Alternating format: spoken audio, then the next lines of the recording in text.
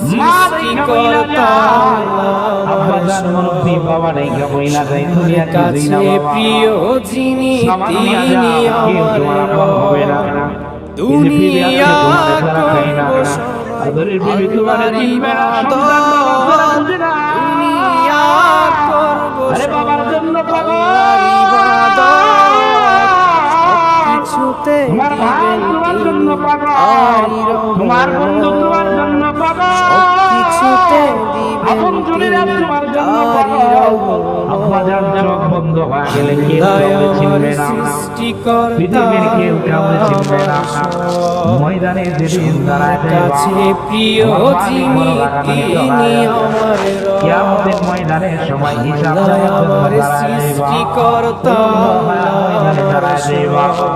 আমার আপনার আমার কাছে প্রিয় যিনি ওই ময়দানে কি আমরা উলঙ্গ হয়ে দাঁড়া যাব আমরা উম্মতের মা কেমনে দাঁড়া যাব আমাদের কি ময়দানে লজ্জা লাগবে না আমার আপনার নবী ডাক দিয়া বলে না না না মহিলা তুই এমন একটা কঠিন মহিলা সেদিন সবাই যার যার পেরেশানি চিন্তায় থাকবে নিচে তাকানোর সুযোগ থাকবে না কেউ কারো দিকে তাকাবে না কেউ কাউরে সেদিন চিনবে না ও দুনিয়ার আব্বাজান কি নিয়ে গেলাম আজকে যাওয়ার ব্যাপারে মায়ের চিন্তা নাই নওজওয়ানের চিন্তা নাই মুরব্বী বাবার চিন্তা নাই কিন্তু টাকায় দেখো বাবা আমার নবীর সাহাবী হযরতে আবু বকর জমিনের সবচেয়ে দামি উম্মত নবীদের পরে যার সম্মান আরে নবীর সাহাবী আবু বকর রাত্রি বেলা জান্নাতুল বাকির সামনে দাঁড়ায়া আবু বকর রাত্রি বেলা হাওমাও করে কবরের সামনে দাঁড়ায় কাঁদে আবু বকরের কান্নার কারণে মানুষগুলো ঘুমাইতে পারে না জমিনের মানুষগুলো আবু বকরের কাছে গিয়া ডাক দেয়া বলে আবু বকর তুমি এত জোরে কান্নাকাটি করো কেন তুমি তো সবচেয়ে দামি সাহাবী তোমার সাহাবী হওয়ার গ্যারান্টি আল্লাহ তাআলা দিল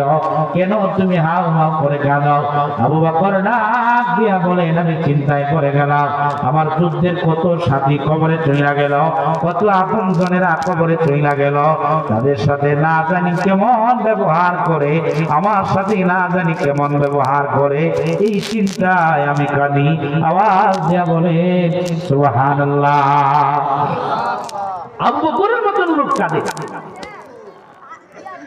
এ দুনিয়ার আম্মা জান মা রেখা বলে আমার আপনার আম্মা জান খাদিজাতুল কুবরা রাদিয়াল্লাহু তাআলা আনহা আরে আম্মা জান দুনিয়া থেকে যাওয়ার আগে কাঁদে